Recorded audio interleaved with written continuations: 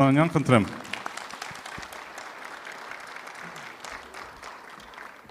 Սիրելի հայրենակիցներ, մենք հավաքվել ենք այստեղ ոչ միայն խոսելու Հայաստանի ապագայի մասին, այլ հավաքվել ենք այստեղ սկսելու այդ ապագան, որովհետև ճշմարտությունը պարզ է։ Հայաստանի ապագան չի որոշվելու հանգամանքներով, Հայաստանի ապագան որոշվելու է մեր ընտրությամբ։ Եվ այսօր մենք կատարում ենք այդ ընտրությունը, մենք ընտրում ենք ստեղծող եւ հաղթող պետության ճանապարհը։ Եվ այդ ճանապարհը ունի 7 հստակ ուղղություն։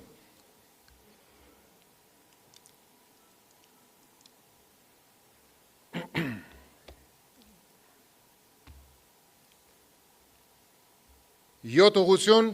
մեկ ճանապարհ։ Առաջին, մենք գիտենք, թե որտեղ պետք է լինի Հայաստանը համաշխարհային տնտեսության մեջ։ Մենք մեր երկրի տնտեսության կառուցման հիմքում դնում ենք հետևյալ սկզբունքները։ Մենք ստեղծելու ենք ժամանակակից թվային պետություն,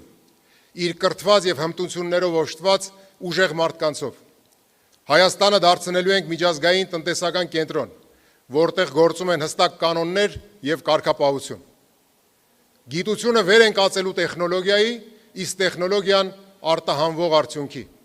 Ստեղծելու ենք այնպիսի հարկային եւ ներդրումային միջավայր, որ Հայաստանում աշխատելն ու ներդրում անելը լինի շահավետ։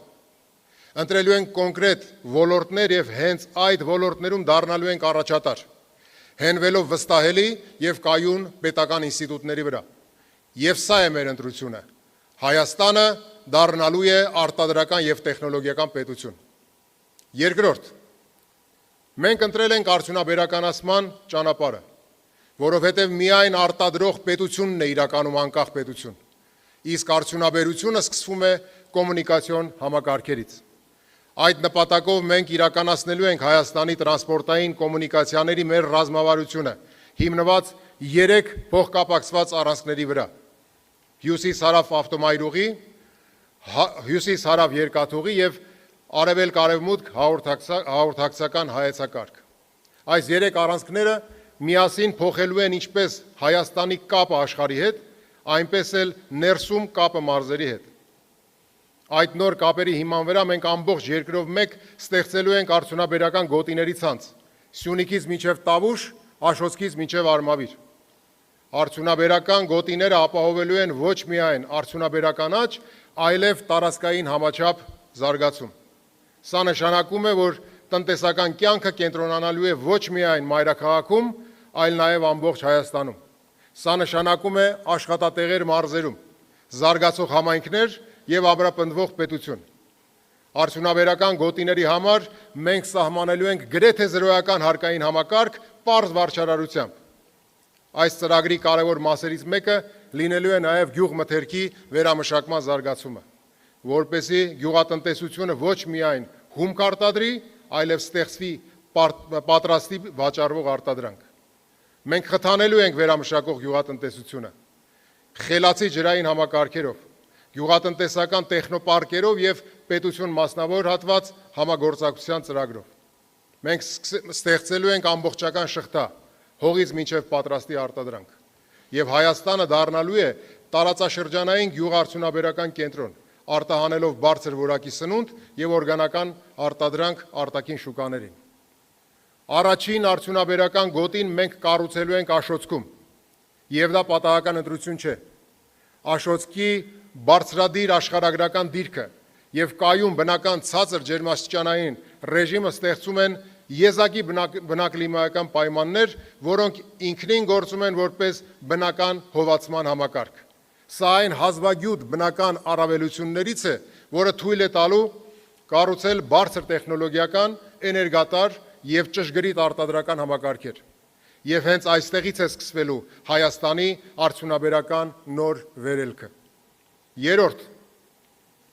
մենք կառուցելու ենք փոքր ու միջին ձեռնարկատիրության կուռ համակարգ, որովհետև կայացած պետությունը կառուցվում է ոչ թե միայն մի քանի խոշոր գործարաններով, այլ հազարավոր արդյունավետ ձեռներեցներով եւ ձեռնարկություններով, որոնք դառնում են արտադրական շղթաների մատակարար, տեխնոլոգիական գործընկեր եւ տեղական արժեք ստեղծող։ Փոքր ու միջին ձեռնարկատիրությունը մեր տնտեսության կենթանի հիմքն է։ Արտադրությունից մինչև գյուղատնտեսություն, առևտրից մինչև ծառայություններ,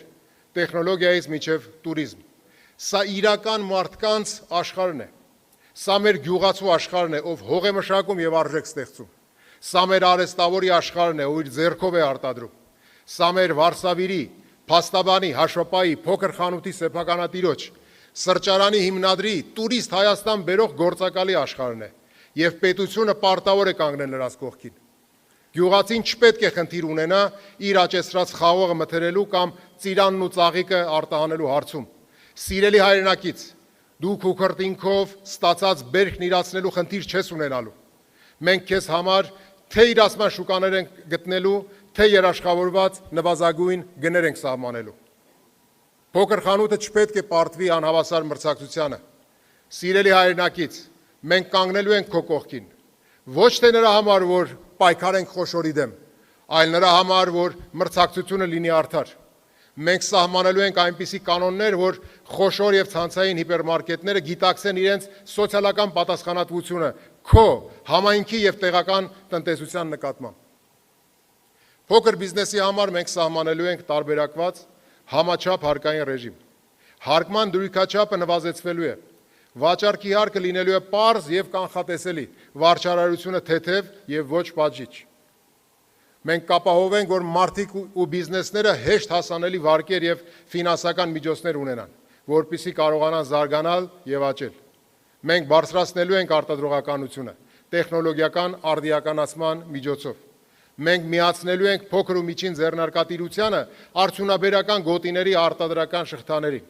Մենք բացելու ենք արտահանման ճանապարհները, որպեսզի փոքր ու միջին արտադրողները հեշտ վաճառեն իրենց ապրանքը արտասահմանում, ապահովելով նրանց համար փոխադրումներ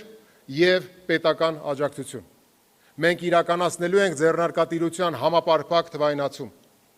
Եվ մենք ներդնելու ենք պարզ եւ համաչափ այնպիսի հարկային համակարգ, որը խթանում է աճը, ոչ թե սահմանափակում այն։ Երբ ասում ենք համաչափ հարկային համակարգ, ի նկատի ունենք, որ հարկերի չափը ողջամիտ է եւ չի խեղդում բիզնեսը կամ աշխատող մարդուն։ Բեռը հավասարակշռված է, չափազանց ծանր չընկնելով ոչ մեկի վրա։ Տնտեսության տարբեր ոլորտների նկատմամբ մոտեցումը տրամաբանված է եւ հաշվարկված։ Մեզ համար փոքր ու միջին ձեռնարկատիրությունը պարզապես փոքր բիզնես չէ։ Այն մեր տնտեսության սոցիալ-տնտեսական ողնաշարն է։ Այստեղ են ստեղծվում աշխատատեղերը, այստեղ են ձևավորվում միջին խավը, այստեղ է ծնվում տնտեսության իրական դիմակայունությունը։ Չորրորդ, մենք բացելու ենք կապիտալի նոր դարաշրջան Հայաստանում, որովհետև աճող տնտեսությունը պետք է ունենա սեփական կապիտալ, ոչ թե միայն պարտքային ֆինանսավորում։ Մենք ամբողջությամբ վերացնելու ենք բաց եւ փակ բաժնետիրական ընկերությունների արհեստական տարբերակումը։ Վերաիմաստավորված բաժնետիրական ընկերությունը պետք է դառնա լիարժեք հանրային միավոր, ազատ շրջանառվող բաժնետոմսերով, միջազգային հաշվետվողականությամբ եւ պարտադիր կորպորատիվ կառավարման մեխանիզմներով։ Գործող փակ բաժնետիրական ընկերությունները կունենան հստակ ընտրություն, կամ կվերակազմակերպվեն որպես պարզ եւ ճկուն կառավարմամբ ՍՊԸ-ների,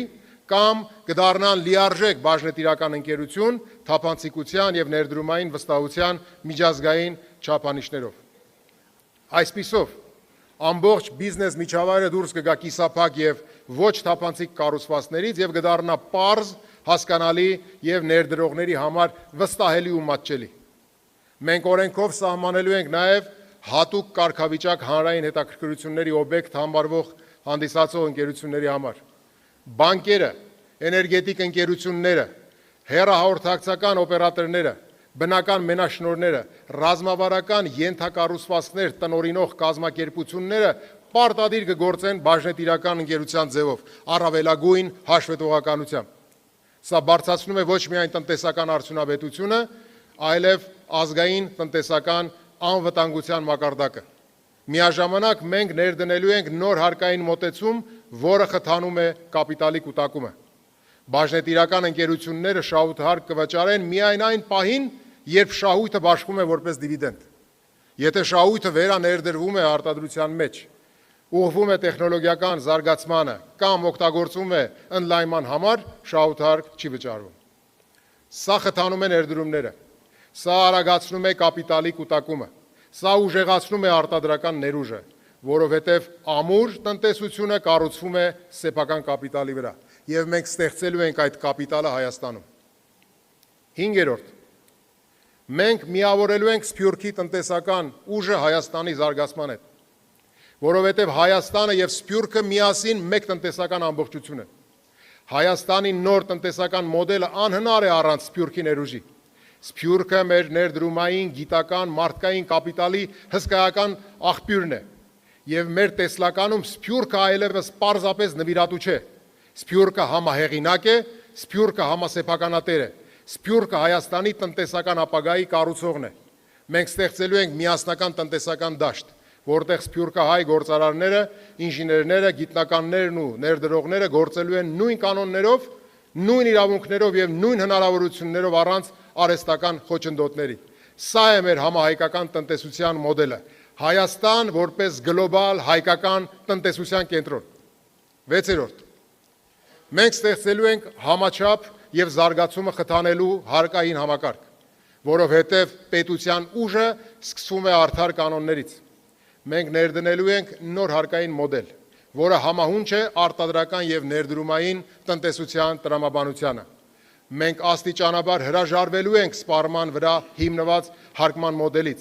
վերացնելու ենք շրջանառության հարկը անմիջապես, իսկ ավելացված արժիքի հարկը փուլային կերպով, փոխարինելով դրանք պարզ, կանխատեսելի եւ նվազ 5% դրույքաչափով հարկով։ Միաժամանակ մենք բարձրացնելու ենք ուղղակի հարկերի դերը, շահութ հարկի եւ եկամտային հարկի առավելագույնս համաչափ հարկման համակարգի ներդրման միջոցով, խթանելով ներդրումը, տնտեսական աճը եւ սոցիալական արդարությունն ու հավասարակշռությունը։ Իսկ միջև նոր համակարգի լիարժեք գործարկումը մենք վերականգնելու ենք ստատուս քվոն, այսինքն վերականգնելու ենք փոքր ու միջին ձեռնարկատիրության համար մինչև 2025 թվականի հունվարի 1-ը գործող շրջանառության հարկի ցածր դրույքաչափերը, ինչպես նաև հարկային այլընտրանքային ռեժիմներին, շրջանառության հարկի եւ միկրոձեռնարկատիրության համակարգերին հասանելիությունը, փոքր եւ միջին ձեռնարկատիրության, փաստաբանների, հաշվապահների,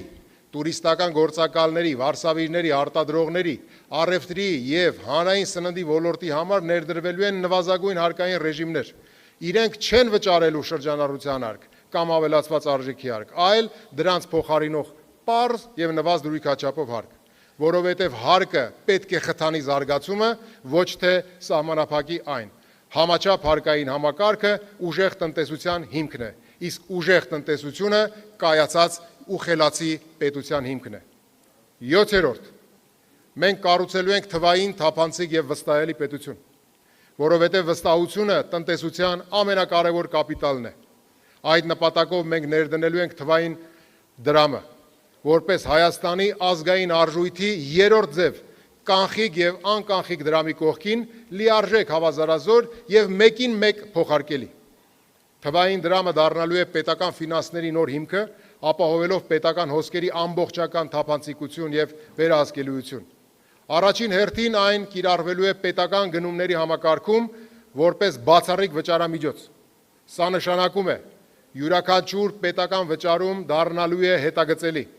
պետական միջոցների օգտագործումը դառնալու է վերահսկելի, կոռուպցիան դառնալու է ոչ թե դժվար, այլ տեխնիկապես անհնար։ Երկարաժամկետ հեռանկարում թվային դրամը դառնալու է ամբողջ տնտեսության թվային ենթակառուցվածքը, ապահովելով վճարային համակարգի արդիականացում,